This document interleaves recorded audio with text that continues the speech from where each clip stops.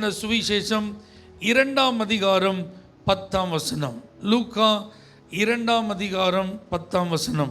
தேவதூதன் அவர்களை நோக்கி, பயப்படாதிருங்கள், இதோ எல்லா ஜனத்துக்கும் மிகுந்த சந்தோஷத்தை உண்டாக்கும் நற்செய்தியை உங்களுக்கு அறிவிக்கிறேன். ஹல்லேலூயா. இந்த கிறிஸ்மஸ் காலங்களிலே தேவனுடைய பிள்ளைகளாகிய நாம் அறிந்திருக்க வேண்டிய சில காரியங்களை இந்த வசனத்தை மையமாய் கொண்டு நாம் சிந்திக்க இருக்கிறோம். ஒரு ஆண்டுடைய பிள்ளையா இந்த கிறிஸ்மஸ் சீசன் அப்படின்னா என்ன, கிறிஸ்துவின் பிறப்பு என்பது எதற்காக, இதையெல்லாம் குறித்து பல விமர்சனங்கள் பல கருத்துக்கள் இருந்தாலும் பேசிக்காக அடிப்படையாக நாம் அறிந்திருக்க வேண்டிய சில காரியங்கள். இங்கே தேவ தூதன் மேய்ப்பர்களிடத்தில் இந்த செய்தியை அறிவிக்கும் போது சொல்கிறாரு, எல்லா ஜனத்துக்கும். ஆமென் சொல்லுங்க. கிறிஸ்து அப்படிங்கிற அந்த இயேசு பிறந்த அந்த செய்தியை சொல்லும்போது, இயேசு பிறந்திருக்கிறார்பா, இன்று கர்த்தராகிய கிறிஸ்து என்னும் இரட்சகர் உங்களுக்கு தாவீதின் ஊரிலே பிறந்திருக்கிறார் அப்படிங்கிற செய்தியை அவர் சொல்கிறதுக்கு முன்னாடி அவர் சொல்கிறாரு, பயப்படாதிருங்க, எல்லா ஜனத்துக்கும்ன்றார் பாருங்க, எல்லா ஜனத்துக்கும். அப்போ Christ was born in this world for all humanity. இந்த முழு மனுக்குலத்திற்காகத்தான் இந்த பூமியில் இயேசு பிறந்தார். முதல்ல இது ஆண்டுடைய பிள்ளைகளாகிய நமக்கு இந்த உண்மை புரியணும். நிறைய நேரத்தில் நம்மளை எப்படி குழப்புறாங்க, நம்மளை எப்படி மடக்குறாங்க. இது வெளிநாட்டு கடவுளை பற்றி நீங்கள் இங்கே சொல்கிறீங்க. இயேசு நம்மை சார்ந்தவர் அல்ல, அவர் வெளிநாட்டு கடவுள். அவருக்கும் நம்ம நாட்டுக்கு என்ன கிடையாது, சம்பந்தம் கிடையாது. ஏன்னா நம்ம நாட்டுக்குன்னு ஒரு பூர்வீகம் இருக்குது, நம்ம நாட்டுக்குன்னு ஒரு வரலாறு இருக்குது, நம்ம நாட்டுக்குன்னு ஒரு பின்னணியம் இருக்குது, நமக்குன்னு சில வழிபாடுகள் இருக்கிறது, நமக்குன்னு சில தெய்வங்கள் என்ன செய்கிறாங்க இருக்கிறாங்கன்னு சொல்லி இன்றைக்கி நிறைய வார்த்தைகளை நம்ம கேட்குறத பார்க்குறோம். அவங்க தெரிஞ்சு சொல்கிறாங்களா தெரியாமல் சொல்கிறாங்களா எனக்கு தெரியாது. ஆனால் உண்மை என்னன்னா, எந்த நாட்டை சேர்ந்த ஒரு நபராக இருந்தாலும், எந்த மதத்தை வழிபடுகிற ஒரு ஆளாக இருந்தாலும், எந்த இனத்தாராக இருந்தாலும், எந்த மொழி பேசுகிற ஒரு ஆளாக இருந்தாலும், இயேசு எல்லாருக்கும் சொந்தம். இந்த பூமியில் உள்ள எல்லாருக்கும் தான் அவர் பிறந்திருக்கிறார். அல்லேலூயா. அப்போ எல்லாரும் அப்படின்னு சொல்லும்போது இந்த கிளாசிஃபிகேஷனை நீங்கள் நல்லா புரிஞ்சுக்கிடணும். இந்த மனுக்குலத்தில் எத்தனையோ வகைகளை மக்கள் என்ன செஞ்சுருக்காங்க, பிரித்து வச்சிருக்கிறாங்க. இதில் ஒரு குறிப்பிட்ட ஜனத்துக்கு தான் இயேசு, அல்லது கிறிஸ்தவர்களுக்கு மட்டும்தான், அல்லது கிறிஸ்தவ நாடுகளுக்கு மட்டும்தான், அப்படி கிடையவே கிடையாது. இந்த உலகத்திற்கே அவர் இரட்சகர். இந்த உலகத்தில் உள்ள எல்லா மனிதர்களுக்கும் அவர் ஆண்டவர். அப்போ இதை முதல்ல நாம் என்ன செய்யணும், புரிந்து எல்லா ஜனத்துக்கும் நான் நல்லா புரிஞ்சுக்கோங்க. எல்லாரும் நல்லவங்களா, எல்லாரும் கடவுளை தேடுறவங்களா சொல்லுங்கள். இந்த பூமியில் அப்படிப்பட்ட ஆட்களெல்லாம் நம்ம தேடி என்ன செய்ய வேண்டியது இருக்குது, இந்த நாட்களில் கண்டுபிடிக்க வேண்டியது இருக்கிறது. ஏன்னா மனுபுத்திரரில் உண்மை உள்ளவர்கள் எப்படி இருக்கிறாங்க, குறைந்திருக்கிறார்கள் பைபிளே சொல்லுது. அப்போது இன்றைக்கி கடவுளை தேடுறதுக்கெல்லாம் மனிதர்களுக்கு என்ன இல்லை, நேரம் இல்லை. அவ்வளோ பிஸி ஷெட்யூலில் இருக்கிறாங்க. ஒரு வேகமான உலகத்தில் மனிதர்கள் வாழ்ந்து கொண்டிருக்கிறார்கள். எனக்கு ஒரு கடவுள் வேணும் அப்படிங்கிற ஒரு மனநிலையில் இன்றைக்கி யாருமே இல்லை. ஏன்னா இன்றைக்கி அறிவு பெருத்த காலம் இது. இன்றைக்கி எல்லா மனிதர்கள் எதை சார்ந்திருக்கிறார்கள், எல்லாம் டெக்னாலஜியை சார்ந்திருக்கிறாங்க. யாரு ஹெல்ப் வேண்டாம். முன்னாட்களில் மேன் பவரில் செய்யப்பட்ட வேலைகளெல்லாம் இன்றைக்கி மெஷின் பவரில் செய்யப்படுகிறது. மனிதர்களை வைத்து செய்யப்பட்ட வேலைகளெல்லாம் இன்றைக்கி யாரை வச்சு செஞ்சிட்ருக்காங்க, எந்திரங்களை வச்சு செஞ்சிட்ருக்குறாங்க. இப்போ எந்திரங்களும் மனிதர்கள் மாதிரியே என்ன செஞ்சிட்டு வந்துட்டு, ஆயிரக்கணக்கான மனிதர்கள் செய்கிற வேலையை ஈஸியாக ஒரு ரோபோ வச்சு என்ன செஞ்சுட்டு போயிடறாங்க. அப்படி ஒரு காலம் இன்றைக்கி. டெக்னாலஜியை நீங்கள் யோசிச்சு பாருங்கள். இப்போ எல்லார் மத்தியிலும் பரவலாய் பேசப்படுகிற ஒரு technology AI technology, artificial intelligence, செயற்கை நுண்ணறிவு. ஆமீன். நம்மில் பெரும்பாலானோர் இந்த அளவுக்கு விழிப்புணர்வாக இருக்கிறோமான்னு தெரில. ஆனால் வேர்ல்டு ரொம்ப அட்வான்ஸாக இருக்குது. ஏஐ டெக்னாலஜி உங்களுக்கு தெரியணும்னா உங்கள் வாட்ஸ்அப்பை நீங்கள் ஓப்பன் பண்ணோன்னு அதில் ஒரு கேட்கும் பாருங்கள், ஆஸ்க் ஏஐ, உங்களுக்கு என்ன வேணும் நீங்கள் அதில் கேளுங்கன்னு. அப்படின்னா இப்போ அந்த டெக்னாலஜி எப்படி வந்துட்டு உங்களுக்கு என்ன உதவி வேணும், நீங்கள் என்ன எதிர்பார்க்குறீங்க, நீங்கள் கூகுளில் போய் குரோமில் போய் இந்த ஏஐட்ட நீங்கள் ஏதாவது ஒரு கேள்வி கேட்டால் அந்த கேள்விக்கான பதில் அடுத்த சில நொடிகளில் உங்கள் முன்னாடி கட கட கட கடன்னு என்ன செஞ்சிடும், கொண்டு வந்துடும். இதில் ரொம்ப ஆச்சரியம் என்ன தெரியுமா, ஏஐயை வச்சு ஒரு சர்ச்சே நடந்துகிட்ருக்கு வெளிநாட்டில்.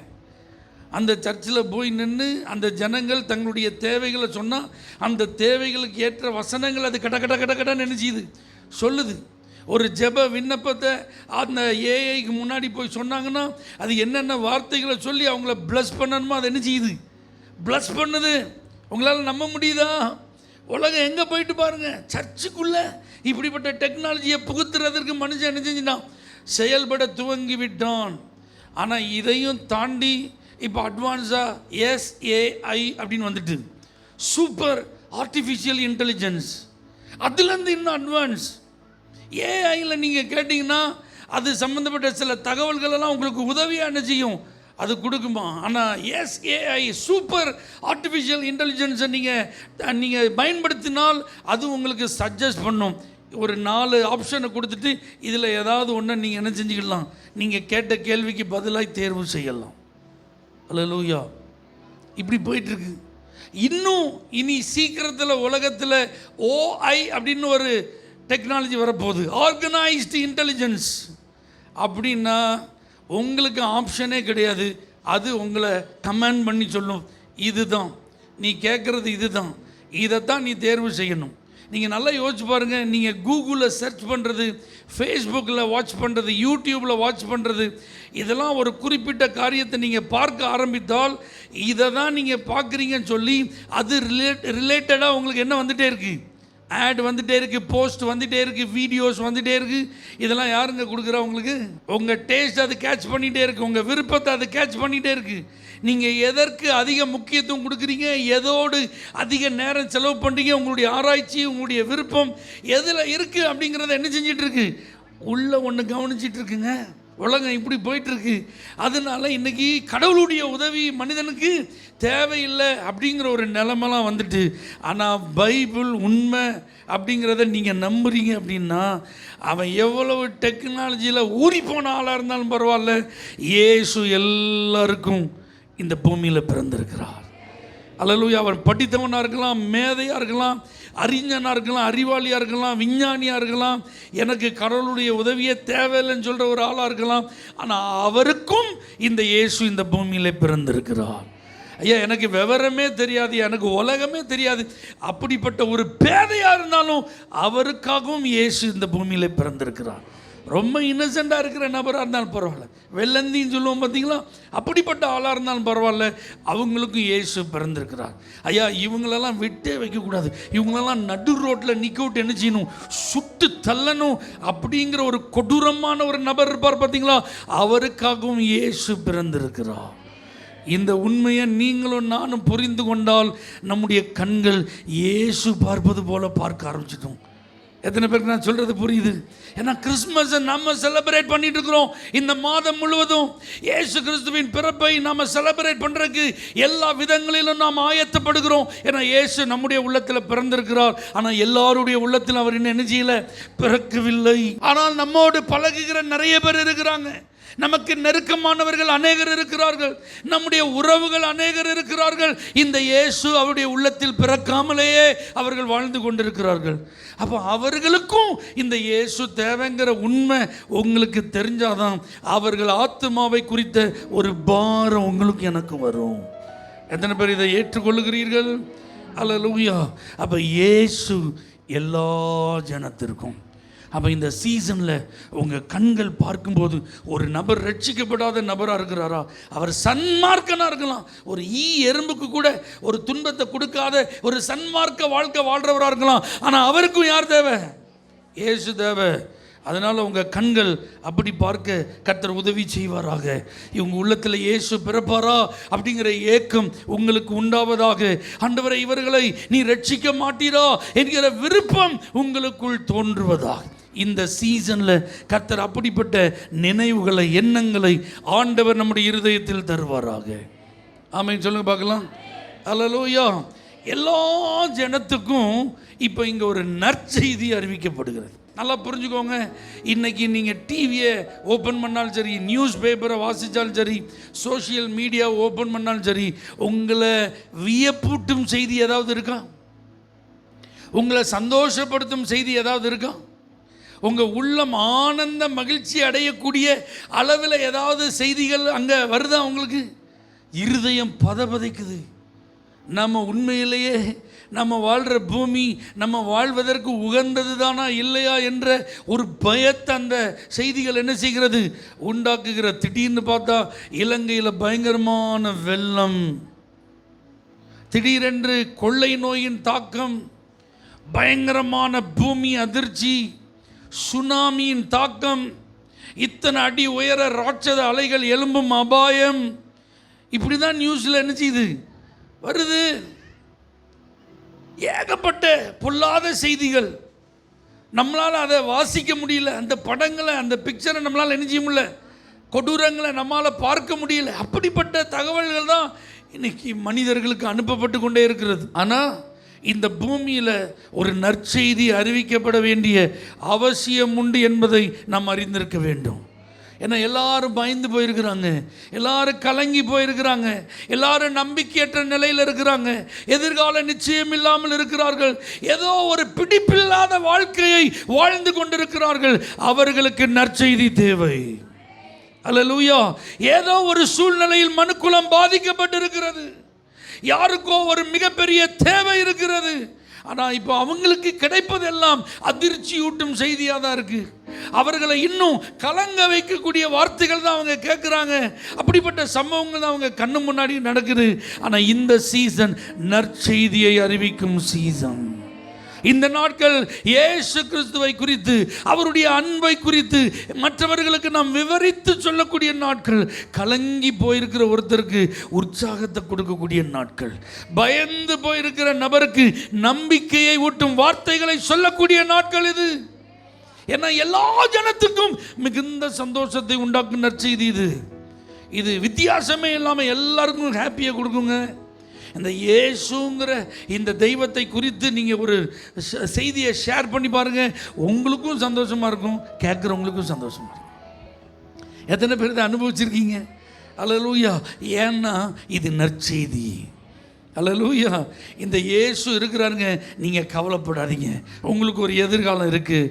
நீங்களும் வாழலாம், நீங்களும் ஜெயிக்கலாம், நீங்களும் முன்னேறலாம், நீங்களும் மறுபடி எழும்பலாம். உங்களையும் ஆண்டவர் என்ன செய்வார்? ஆசீர்வதிப்பார். நீங்கள் இழந்ததை கண்டிப்பாக திரும்ப ஆண்டவர் என்ன செய்வார்?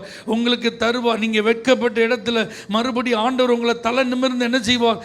நடக்க வைப்பார். நீங்கள் ஒன்றும் கவலைப்பட வேண்டாம். அல்லேலூயா. ஏன்னா இந்த நற்செய்தியை அறிவிக்கும் போதே ஒரு வார்த்தை சொல்லப்படுது, பயப்படாதிருங்கள். எவ்வளவு அற்புதமான வார்த்தை தெரியுமா இது? இந்த நற்செய்தியை அறிவிப்பதற்கு முன்பு தேவ தூதன் வந்து என்ன சொல்றான்? பயப்படாதிருங்கள். ஏன்னா இந்த மனுக்குலம் ஒரு விதமான பயத்தில் தான் என்ன செய்யுது இருக்கிறது. நீங்கள் சொல்லுங்கள், உண்மையில் நம்ம எல்லாருக்குள்ளேயும் ஒரு விதமான பயம் இருக்கா இல்லையா? எதிர்காலத்தை நினைச்ச பயம் இருக்கா இல்லையா? வியாதி அங்கே இங்கேயும் பரவுதுன்னு கேள்விப்படும்போது பயம் இருக்கா இல்லையா? ஒரு விதமான வைரஸ் தாக்கம் வருவதற்கு வாய்ப்பு இருக்குது. ஏற்கனவே ஒரு லாக்டவுன் வந்தது, அதை காட்டிலும் மோசமான ஒரு லாக்டவுன் வர்றதுக்கு என்ன இருக்குது? வாய்ப்பு இருக்குங்கிற ஒரு தகவல் அறிவிக்கப்படும் போது அதை கேட்டவுடனே நமக்கு எப்படி இருக்குது? பயமாக தான் இருக்குது. ஒரு சுனாமி வரப்போகுதுங்கிற ஒரு செய்தி வருதுன்னா பயமாக இருக்குது. பூமி அதிர்ச்சி ஏற்படுவதற்கு வாய்ப்பு இருக்கிற ஒரு செய்தி வந்தால் எப்படி இருக்குது? பயமாக இருக்குது. அடுத்த உலகப்போர் ஆரம்பிப்பதற்கு ஏராளமான வாய்ப்புகள் இருக்குங்கிற செய்தியை கேட்டால் எப்படி இருக்குது? பயமாக தான் இருக்குது. அல்லேலூயா. இப்படி மனிதர்கள் ஒவ்வொரு நாளும் ஏதோ ஒரு வித பயத்தில் தான் என்ன செஞ்சிட்டு இருக்காங்க? வாழ்ந்து கொண்டிருக்கிறார்கள். அப்படிப்பட்டவர்களுக்கு நற்செய்தியை அறிவிக்கும் காலம் இது. அல்லேலூயா. அப்போ அந்த நற்செய்தியை அறிவிக்கிற வேலையை ஆண்டவர் யார்கிட்ட கொடுத்துருக்கிறாரு? இதை அறிந்த உங்களிடத்திலும் என்னிடத்திலும் தான். நாம தான் ஜனங்களை பார்த்து சொல்லணும், நீங்கள் பயப்படாதீங்க, உங்கள் பிரச்சனையை கண்டு பயப்படாதீங்க, உங்கள் சரீரத்தில் வந்திருக்கிற வியாதியை கண்டு பயப்படாதீங்க, உங்கள் வாழ்க்கையில் நீங்கள் சந்தித்து கொண்டிருக்கிற இந்த பிரச்சனையை கண்டு பயப்படாதீங்க. நீங்கள் இன்னைக்கு தலை குனிஞ்சி அவமானப்பட்டு நிற்கிறதுனால வாழ்க்கையை முடிஞ்சு போச்சு, இனிமேல் என்னால் வாழ முடியாதுன்னு சொல்லி நீங்கள் தயங்காதீங்க. நீங்கள் பயப்படாமல் இருங்க, உங்களுக்கு ஒரு நல்ல செய்தி இருக்குது அப்படிங்கிறத சொல்கிறது தான் இந்த காலம். அல்லேலூயா. ஆனால் இதை தான் நம்ம என்ன செய்யறதில்ல? சொல்கிறதும் இல்லை, செய்கிறதும் இல்லை. நம்ம உண்டு, நம்ம வேலை உண்டு நினை செஞ்சிடறோம், இருந்துடுறோம். எதுக்குடா நமக்கு வம்பு அப்படின்னு இருந்துடும். இல்லை இல்லை, இது நம்முடைய பொறுப்பு, இது நம்மேல் விழுந்த கடமை. நீங்கள் சும்மா தெருவில் போய் நின்று சொல்லணுங்கிற அவசியம் இல்லைங்க. உங்கள் கூட நெருக்கமாக பழகிற நிறைய பேர் பயந்து போய் தான் இருக்கிறாங்க. ஐடி ஃபீல்டில் இருக்கிறவங்களாம் பயந்து போயிருக்கிறாங்க. எப்போ வேலையை விட்டு தூக்குவான்னு நினச்சி அது தெரியாதுன்னு பயந்து போயிருக்கிறாங்க. வேலையை விட்டு தூக்குனவங்க, வேலை கிடைக்காததுனால என்னால் குடும்பம் நடத்த முடியுமா, என் பிள்ளையை படிக்க வைக்க முடியுமா, அன்றாட அனுதின தேவைகள் சந்திக்கப்படுவதற்கு எனக்கு மறுபடி ஏதாவது ஒரு வேலை கிடைக்குமா, இப்படிப்பட்ட ஒரு பயம் நிறைந்த சூழ்நிலையில் லட்சங்களை சம்பாதித்து இன்றைக்கு வெறுமையாக இருக்கிறவர்கள் தவித்து கொண்டிருக்கிறார்கள். இப்படிப்பட்ட சூழ்நிலையை அறிந்திருக்கிற நாம் அவங்கள பார்த்து நற்செய்தியை சொல்ல இந்த நாட்களை பயன்படுத்துவோம். குடும்பத்தில் நிறைய பிரச்சனைகளை சந்தித்தவங்களை நம்ம பார்க்குறோம். வாழ்க்கையில் பாதிக்கப்பட்டவங்கள நிறைய பேரை நம்ம பார்க்குறோம். நிறைய பேர் நம்மள்கிட்ட வந்து அவங்க கஷ்டங்களெல்லாம் என்ன செய்கிறாங்க, பகிர்ந்து கொள்ளுகிறார்கள். அவங்க சந்திக்கிற வேதனையை நம்மள்கிட்ட பகிர்ந்து கொள்கிறாங்க. அப்போ பகிர்ந்து கொண்டு அவர்களுக்கு நம்ம என்ன திரும்ப கொடுக்குறோம்? என்ன செய்கிறது? யாரால் மாற்ற முடியும்? எல்லாம் விதிப்படி தானே நடக்கும், அவரவர் தலையெழுத்தில் அதுபடி தானே நடக்கும் அப்படின்னு சொல்லி மற்றவர்கள் உச்சி கொட்டுற மாதிரி நம்ம உச்சி கொட்டிட்டு என்ன செஞ்சிடக்கூடாது, போயிடக்கூடாது. இது விதி, இதை யாராலும் மாற்ற முடியாது அப்படின்னு நம்ம சொல்லிட்டு என்ன செஞ்சிடக்கூடாது, போயிடக்கூடாது. நீங்கள் பயப்படாதீங்க. அல்லேலூயா. உங்களுக்கு உதவி செய்ய ஒரு இயேசு இருக்கிறார். அவரால் நிச்சயம் உங்கள் வாழ்க்கையில் அற்புதத்தை செய்ய முடியும். ஏன்னா அவராலே கூடாத காரியம் ஒன்றுமில்லை. வசனத்தில் இருந்து அவங்களுக்கு உதவி செய்ய அந்த சூழ்நிலைக்கு ஏற்றாற் போல சம்பவங்களை எடுத்து சொல்லுங்க. அந்த நற்செய்தி அவர்கள் கேட்கும்போது விடாய் தந்த ஆத்மாவுக்கு அது ஒரு குளிர்ந்த தண்ணீரை போல் இருக்கும். நொந்து போயிருக்கிற அந்த இருதயத்திற்கு மருந்தாய் அது இருக்கும். அப்போ நீங்கள் நல்லா புரிஞ்சுக்கோங்க, இந்த சீசன் பயந்து கொண்டிருக்கிற ஒரு பெருங்கூட்டத்திற்கு நற்செய்தியை அறிவிக்கும் காலம். ஆமீன் சொல்லுங்க பார்க்கலாம். அல்லேலூயா. அடுத்தது ரொம்ப முக்கியமானது, இந்த வார்த்தை சொல்லுது மிகுந்த சந்தோஷம். ஆமேன். இந்த வார்த்தை ரொம்ப முக்கியங்க, மிகுந்த சந்தோஷம். இந்த சீசனில் டெக்கரேஷனை பார்த்தோன்னா நமக்கு எப்படி இருக்குது, சந்தோஷமாக இருக்குது. ஸ்டார்ஸை பார்த்தோன்னே எப்படி இருக்குது, சந்தோஷமாக இருக்குது. கிறிஸ்மஸ் ட்ரீயை பார்த்தோன்னே எப்படி இருக்குது, சந்தோஷமாக இருக்குது. அப்படி தானே கிறிஸ்மஸ் ஃபங்க்ஷன், கிறிஸ்மஸ் ப்ரோக்ராம், அதற்கான செலப்ரேஷன் மூடில் நம்ம ஆயத்தம் ஆகும்போது நமக்கு எப்படி இருக்குது, ரொம்ப சந்தோஷமாக இருக்குது. இதுதான் நம்ம சந்தோஷம் நினச்சோன்னா கிறிஸ்மஸ் முடிஞ்சோன்னு இந்த சந்தோஷம் ஆஃப் ஆயிரும். அல்லேலூயா.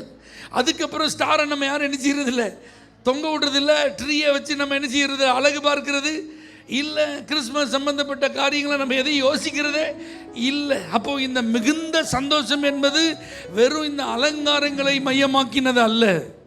அல்லேலூயா. ஏதோ பண்டிகை கால கொண்டாட்டங்களை மட்டும் சார்ந்தது அல்ல. நல்லா புரிஞ்சுக்கோங்க, இந்த மிகுந்த சந்தோஷம் முதல்ல தேவனிடத்திலிருந்து ஆரம்பிக்குது பாருங்க. அல்லேலூயா.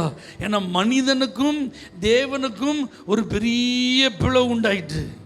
மனுஷனை ஆசையா அவர் படைச்சாருங்க, பார்த்து பார்த்து அவர் படைச்சாருங்க. நமது சாயலா நமது ரூபத்தின்படி ஒரு மனுஷனை உண்டாக்குவோன்னு சொல்லி மண்ணை எடுத்து அவர் அப்படி அழகழகாக டிசைன் பண்ணார். ஆனால் அந்த மனுஷன் ஆண்டவருக்கு விரோதமாக பாவம் செஞ்சதுனால தேவனால் அந்த மனிதனோடு தொடர்பு கொள்ள முடியல. இப்போ அந்த தொடர்பை அவர் புதுப்பிக்க விரும்பி தம்முடைய ஒரே பேரான குமாரனை இந்த பூமிக்கு அனுப்பினார். இப்போ அவருக்கு சந்தோஷம், என் குமாரன் இந்த பூமிக்கு போயிட்டாரு, என் சித்தத்தை இவர் செய்து முடிப்பார். அப்பொழுது மனுக்குலத்துக்கும் எனக்கும் இருக்கிற பிளவு மாறும். நான் அவர்களோடு வாசம் பண்ணுவேன், அவர்களோடு உலாவுவேன், அவர்கள் நடுவிலே நான் தங்குவேன். மனிதர்கள் என்னை அப்பான உரிமையாய் கூப்பிடுவதற்கு அவர்களுக்கு அதிகாரம் கொடுப்பேன். என் பிள்ளைகள் அந்த புத்திர சுவிகார ஆவியை அவர்களுக்கு கொடுப்பேன். இது எங்க உண்டாகுது இந்த சந்தோஷம்? ஃபர்ஸ்ட் பரலோகத்தில். இப்ப தூதர்கள் எப்படி சந்தோஷப்படுறாங்க பாருங்க. இந்த இடத்துல வந்து தேவ தூதன் அவர்களை நோக்கி, பயப்படாதீர்கள், இதோ எல்லா ஜனத்துக்கும் மிகுந்த சந்தோஷத்தை உண்டாக்கும் நற்செய்தியை உங்களுக்கு அறிவிக்கிறேன். இன்று கர்த்தராகிய கிறிஸ்து என்னும் இரட்சகர் உங்களுக்கு தாவீதின் ஊரிலே பிறந்திருக்கிறார். பிள்ளையை துணிகளிலே சுற்றி முன்னணியிலே கிடத்தி இருக்க காண்பீர்கள், இதுவே உங்களுக்கு அடையாளம் என்றான். அந்த க்ஷணமே பரம சேனையின் திரள் அந்த தூதனுடனே தோன்றி தேவனை துதித்தார் சொன்னார்கள், எப்படி உன்னதத்தில் இருக்கிற தேவனுக்கு மகிமை, பூமியிலே சமாதானம், மனுஷர் மேல் பிரியம். இந்த இயேசுங்கிற ஒரு தெய்வம் இந்த பூமிக்கு வந்ததை பரலோகம் கொண்டாடுதுங்க. தூதர்கள் கொண்டாடினார்கள், சந்தோஷப்பட்டு களி கூர்ந்தார்கள். இந்த சந்தோஷம் ஹெவனில் ஸ்டார்ட் ஆகிருக்கு பாருங்க, பரலோகத்தில் ஆரம்பிச்சிருக்கு. ஆமீன் சொல்லுங்க. இப்போ இதை கேள்விப்படுற எல்லாருக்குள்ளேயும் இந்த சந்தோஷம் உண்டாகிறது. ஆமேன், அல்லேலூயா. இந்த கிறிஸ்மஸோட தொடர்புடைய ஒவ்வொருத்தரையும் நீங்கள் பாருங்கள், அவங்க ரொம்ப ஹாப்பியாக இருந்திருப்பாங்க, ரொம்ப ஹாப்பியாக இருந்திருப்பாங்க. ஏன் அந்த சந்தோஷம் தெரியுமா? மனம் திரும்புதலினால் உண்டாகும் சந்தோஷம். ஒரு பாவிய மனம் திரும்பும்போது பரலோகத்தில் மிகுந்த சந்தோஷம் உண்டாகுதான். ஒரு ஆமீன் சொல்லுங்க பார்க்கலாம். அப்போ பாருங்கள், இந்த பூமியில் மனிதர்கள் வாழ்ந்தாலும், அவங்க சிரித்தாலும், நான் சந்தோஷமாக இருக்கிறேன் அப்படின்னு சொன்னாலும், தங்கள் சந்தோஷமாக இருப்பதை மற்றவர்களுக்கு காண்பித்தாலும், ரட்சிக்கப்படாத ஒரு மனிதன் உண்மையிலே சந்தோஷமானவன் அல்ல. வாழ்க்கையில் அது வரைக்கும் அவன் உண்மையான சந்தோஷத்தை என்ன செய்யலை, ருசிக்கலை. சத்தியமாக நான் சொல்கிறேங்க, அதான் உண்மை. அவன் நிறைய நல்ல செய்தியை கேட்கறதுனால சந்தோஷப்பட்டுக்கலாம், அவன் நினச்சது கிடைச்சதுனால சந்தோஷப்பட்டுக்கலாம், அவன் விரும்பினபடி வாழ்கிறதுனால சந்தோஷப்பட்டுக்கலாம். கை நிறைய பணம் இருக்கிறது சந்தோஷம், பெரிய பெரிய பங்களா இருக்கிற சந்தோஷம், நல்ல சொகுசான ஆடம்பரமான வாழ்க்கை, மனம் விரும்பினதில் ஒரு குறை வைக்காமல் நான் இருக்கிறேன் அப்படிங்கிற ஒரு சந்தோஷம்லாம் இருந்தாலும், ரட்சிப்பு இல்லாத ஒரு மனுஷனுக்கு அது உண்மையான சந்தோஷம் அல்ல.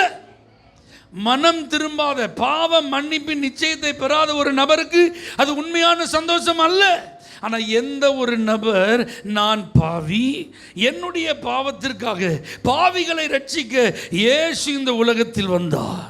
அல்லேலூயா. அப்போ என்ன ரட்சிக்கிறதுக்கு தான் இயேசு இந்த உலகத்திற்கு என்ன செய்திருக்கிறார், வந்திருக்கிறார். அப்போ என்னுடைய பாவங்களுக்காக குற்றமில்லாத அவருடைய இரத்தத்தை கல்வாரி சிலுவையில் எனக்காக அவர் சிந்தி இருக்கிறார். அந்த இரத்தம் தான் என்னுடைய சகல பாவங்களை நீக்கி என்னை சுத்திகரிக்கும். நல்லா புரிஞ்சுக்கோங்க, இயேசுவால் மன்னிக்க முடியாத பாவிகள் ஒருவரும் இல்லை. இயேசுவின் இரத்தத்தால் கழுவப்பட முடியாத பாவமும் ஒன்றும் இல்லை. விபச்சார பாவத்தில் கையும் மெய்யுமாய் பிடிக்கப்பட்ட அந்த சகோதரியை நல்ல வேலைக்கு இயேசுநாதர்கிட்ட கொண்டு வந்துட்டாங்க. ஹல்லேலூயா, ஹல்லேலூயா. தெரிஞ்சு கொண்டு வந்தாங்களா, தெரியாமல் கொண்டு வந்தாங்களான்னு தெரில. ஆனால் அவரை, அந்த பெண்மணியை யார்கிட்ட கொண்டு வந்துட்டாங்க, ஜீசஸ்கிட்ட கொண்டு வந்துட்டாங்கங்க. அதனால தான் அவள் காப்பாற்றப்பட்டாள்.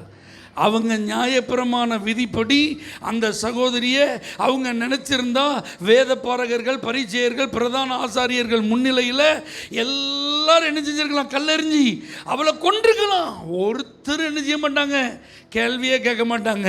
ஆனால் அன்னைக்கு பார்த்து அந்த சகோதரியை யார்கிட்ட கொண்டு வந்துட்டாங்க, ஏசப்பாட்ட கொண்டு வந்தாங்க. ஏசப்பா அந்த சகோதரியுடைய பாவத்தை மன்னித்தார். இனி பாவம் செய்யாதே. அல்லேலூயா. நீ இதுவரைக்கும் செஞ்சது பாவம்தான். உண்மையிலே நீ உன் வாழ்க்கையை கெடுத்து கொண்டது உண்மைதான். உன் ஆத்மா கரப்பட்டு போயிருக்கிறது உண்மைதான். ஆனால் நான் உன்னை இன்னைக்கு ஆக்கினைக்கு உட்படுத்த விரும்பவில்லை. அல்லேலூயா. இனி நீ பாவம் செய்யாத அப்படின்னு அனுப்பி விட்டார் பாருங்க. அந்த சகோதரி பரிசுத்தவாட்டியாய் மாறினாள்.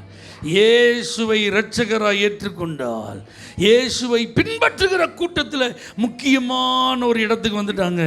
இன்றைக்கி அவங்கள குறித்து நம்ம பெருமையாக பேசிகிட்டு இருக்கோம். எப்பேற்பட்ட பாவியாக இருந்தாலும் அந்த பாவியினுடைய வாழ்வில் ஏற்படும் மனமாற்றமே மிகுந்த சந்தோஷத்தை கொடுக்குமே தவிர, அல்லேலூயா, வேற எதுவுமே சந்தோஷத்தை கொடுக்க முடியாது. குடி சந்தோஷத்தை கொடுக்க முடியாது, புகை சந்தோஷத்தை கொடுக்க முடியாது, போதை வஸ்துகள் சந்தோஷத்தை கொடுக்க முடியாது, மாது சந்தோஷத்தை என்ன செய்ய முடியாது, கொடுக்க முடியாது, சிற்றின்பங்கள் உண்மையான சந்தோஷத்தை கொடுக்க முடியாது. இந்த இயேசு ஒருவர் தான் மனிதனுக்கு உண்மையான சந்தோஷத்தை கொடுக்க முடியும். ஆமென் சொல்லுங்க பார்க்கலாம். அப்போ இந்த சந்தோஷம் இல்லாமல் ரட்சிக்கப்படாதவங்களாம் ஒரு வெற்றிடத்தோடு தான் என்ன செஞ்சிட்டு இருக்காங்க, வாழ்ந்துட்டு இருக்கிறாங்க. கரெக்டாக நம்ம அங்கே டச் பண்ணிட்டோம்னா இந்த மெய்யான தெய்வத்தை அவர்கள் ருசிப்பதற்கு வாய்ப்புகள் இருக்கிறது. எத்தனை பேர் இதை நம்புறீங்க? அல்லேலூயா. இதுதாங்க இன்னைக்கு உண்மை. இந்த மிகுந்த சந்தோஷத்தை ஜனங்கள் பெற்றுக்கொள்ளணுங்க. இந்த பரம ஈவை நிறைய பேர் ருசிக்கணுங்க. இந்த உண்மை தெரியாததுனால தான் சந்தோஷம் அங்கே இருக்கா, சந்தோஷம் இங்கே இருக்கா, அதை செஞ்சால் சந்தோஷம் வருமா, இதை செஞ்சால் மனசில் நிம்மதி வருமானு மனுக்குலம் ஓடி திரிந்து கொண்டிருக்கிறார்கள். உடலை வருத்தி கொண்டிருக்கிறார்கள், தங்களுடைய சரீரத்தை கெடுத்து கொண்டிருக்கிறார்கள், பணங்களை செலவு செய்கிறார்கள், அநேக இடங்களுக்கு தேடி போய் வெறுமையாகவே திரும்பி வருகிறார்கள். ஆனால் மிகுந்த சந்தோஷத்தை இந்த இயேசு மட்டும்தான் கொடுக்க முடியும். அதுக்கு தான் அதில் ஒரு வார்த்தை பயன்படுத்தப்பட்டிருக்கிறது, இன்று. Hallelujah. Today is the day of salvation. இன்று ரட்சணிய நாள், இன்று அனுக்கிரக காலம். அல்லேலூயா. மனம் திரும்புவதற்கு நாளை என்பது டூ லேட். தள்ளி போடவே கூடாது. யாராவது ரட்சிக்கப்படுகிற அந்த விசுவாசத்தை உடைய ஒரு நபரை நீங்கள் சந்தித்து பேசும்போது அந்த ஆத்மா தத்தளித்து கொண்டு இருக்கிறது அப்படிங்கிறத நீங்கள் கண்டுபிடிச்சிட்டிங்கன்னா நீங்கள் அந்த வாய்ப்பை மிஸ் பண்ணிடக்கூடாது. ஏன்னா நாளைய தினம் நம்முடையதல்ல. நாளைக்கு அந்த நபருடைய மனம் எப்படி யோசிக்கும் என்பதை நம்மளால் என்ன செய்ய முடியாது, கட்டுப்படுத்த முடியாது, நம்மளால் கணிக்க முடியாது. ஆனால் கிடைத்த வாய்ப்பை பயன்படுத்தி இன்று அப்படிங்கிற அந்த வாய்ப்பை கர்த்தர் தந்திருக்கிறார் என்பதை புரிந்து அந்த நற்செய்தியை, இந்த மிகுந்த சந்தோஷத்தை அவர்கள் பெற்றுக்கொள்ளும் ஒரு வாய்ப்பை அவங்களுக்கு நம்ம ஏற்படுத்தி கொடுத்தால் அதுதாங்க உண்மையான செலிப்ரேஷன். அதுதாங்க இந்த சீசன் அர்த்தமுள்ளதாய் மாறுவதற்கு உதவியாக இருக்கும். நானும் பண்டிகை கொண்டாடுறேன், புது ட்ரெஸ் எடுத்திருக்கிறேன், கிறிஸ்மஸுக்கு சர்ச்சுக்கு போனேன், நல்லா செலிப்ரேட் பண்ணேன், ஹாப்பியாக சந்தோஷமாக குடும்பத்தோடு நல்லா சாப்பிட்டோம், கிறிஸ்மஸ் ஓவர். இல்லை, இது எல்லா ஜனத்திற்கும். ஆமென். அதை மறந்துடக்கூடாது. இது எல்லா ஜனத்துக்குங்கிறத என்ன செய்யக்கூடாது, மறந்துடக்கூடாது. நற்செய்தி அப்படிங்கிறத மறந்துடக்கூடாது. ஏன்னா எல்லாரும் ஒரு விதமான பயத்தோடு இருக்கிறாங்க. அவங்களுக்கு தான் நம்ம நற்செய்தியை கொண்டு போகிறோம். அது மாத்திரமல்ல, இன்றைக்கி மனிதர்களுக்கு மிகுந்த சந்தோஷம் இல்லை. அந்த மிகுந்த சந்தோஷம் இந்த ரட்சிப்புல தான் இருக்குது. இந்த உண்மையை அவங்களுக்கு ருசிக்க வாய்ப்பை ஏற்படுத்தி கொடுக்கணும். அல்லேலூயா. அதற்கு கால தாமதம் பண்ணவே கூடாது, இன்று. ஆமென். அப்போ ஒவ்வொரு நாளும் உங்களை எத்தனையோ பேரை கர்த்தர் சந்திக்க வைக்கிறார். அவங்கள நீங்கள் மறுபடி சந்திப்பீங்களா அப்படிங்கிறதுக்கு உத்தரவாதம் கிடையாது. கிடைத்த வாய்ப்பை பயன்படுத்தி நீங்கள் இயேசுவை குறித்த அன்பை, நற்செய்தியை அறிவியுங்கள். இந்த கிறிஸ்மஸ் சீசன் உங்களுக்கும் சந்தோஷமாக இருக்கும், மற்றவர்களுக்கும் சந்தோஷத்தை கொடுக்கும். இந்த கிறிஸ்மஸ் காலகட்டங்களை நாங்கள் அறிந்து அதை பயனுள்ள விதத்தில் செயல்படுத்த எங்களுக்கு நீங்கள் தந்திருக்கிற நல்ல ஆலோசனைகளுக்காக நன்றி. இந்த உண்மையை புரிந்து கொண்டு அநேகருக்கு இந்த நற்செய்தியை அறிவித்து அவர்களும் மிகுந்த ஆனந்த சந்தோஷத்தை அனுபவிக்க எங்களை ஒரு கருவியாய் பயன்படுத்தும். அதற்கென்று எங்களை அர்ப்பணிக்கிறோம். இந்த வார்த்தைகளை கேட்ட தேவ பிள்ளைகள் ஒவ்வொருவருக்காக ஸ்தோத்திரம். தனித்தனியாய், பெயர் பெயராய், குடும்பம் குடும்பமாய் அவர்களை நீர் ஆசீர்வதிப்பீராக. அவருடைய மன விருப்பங்களை நிறைவேற்றுவீராக. அவருடைய ஜெபங்களுக்கு பதில் கொடுப்பீராக. எதிர்பார்க்கும் அத்தனை காரியங்களையும் கைகூடி வர பண்ணுவீராக. சகல துதியும் கனமும் உமக்கு ஏறெடுக்கிறோம், இயேசுவின் நாமத்தில் பிதாவே, ஆமென். For prayer contact, Pastor J. Kumar, El Shaddai Ministries, 9500252586, Surandai.